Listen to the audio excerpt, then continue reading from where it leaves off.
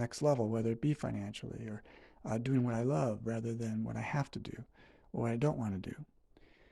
So having an understanding of this, one, you can come to a sense in this, and it is a sensibility of correspondence and cohesion and a coherence that I'm coherent. And in this way, there is a freedom that even though I may have to deal with situations that are unpleasant, that I do not like, that I wish were different, I still realize I'm in it and I have to deal with it. This freedom in this presentation, we're talking about ultra being. What is this quality? It's a Gedenken, a thought experiment. Ultra being what?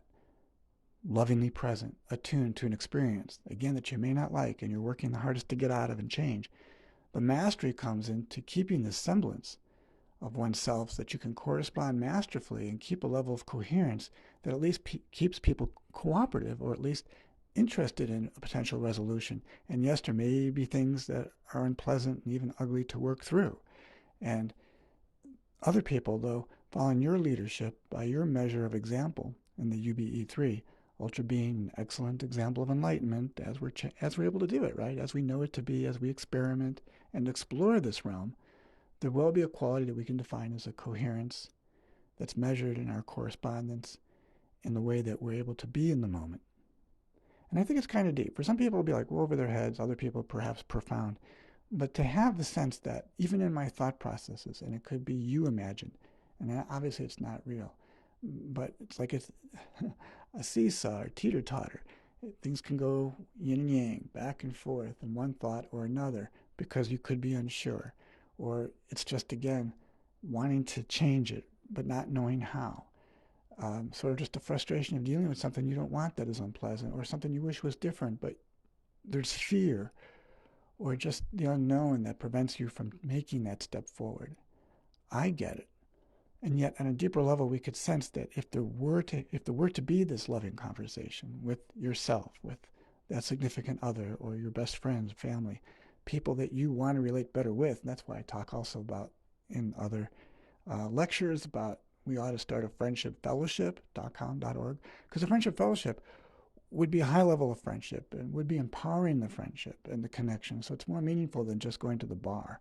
So it might be something of community service or talking deep about these issues. So in the end result, the goal achieved is that we have a desirable, sustainable future. And it begins with a level of correspondence and coherence that one is present, that one becomes this UBE3-ish, because you could have your own version, totally cool with me, that we're at our best, ultra being present, ultra being loving. UBE3, ultra being an excellent example of enlightenment as a model. And you have to explore what that is for yourself, but it's a refinement process that's ongoing and continuous. And if I hadn't had the gift of the things that sort of, you could say, wrecked my world, I might not have gotten this far. Now, had a time machine and go back in time, not only would I want to correct it, I'd want to prevent it. So things that you messed up or I messed up, things that we didn't do as good as we could have done better, woulda, shoulda, right? So you would be this person, right, that wouldn't have made the mistake because you're better now. And of course, in your mind you can go back in time, but whether you can have the experience of changing something in your life now that merits this new dimension of correspondence coherence, things, if you think about it, I'm talking about being adroit in a manner that's masterful because you're simply present and there's sort of a delight about you. Things do come together in this correspondence coherence, and it can be very healing. It could be a dynamic that brings people back together in a new way.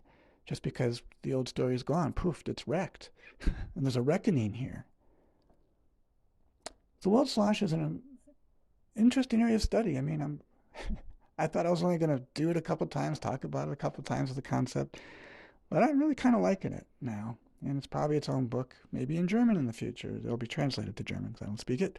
But we have the weltslosh.com, but you also can find this work. And I'm going to be adding about the correspondence coherence next. These ideas in brief presentation are at grandtourideas.com. I'm MikeRatner.com, and this is Mike'sMastermind.com. Yeah, a lot of .coms. Hopefully it makes it easy for you to find me. I hope you something here. I mean, we continued the dimension of exploration. Thank you.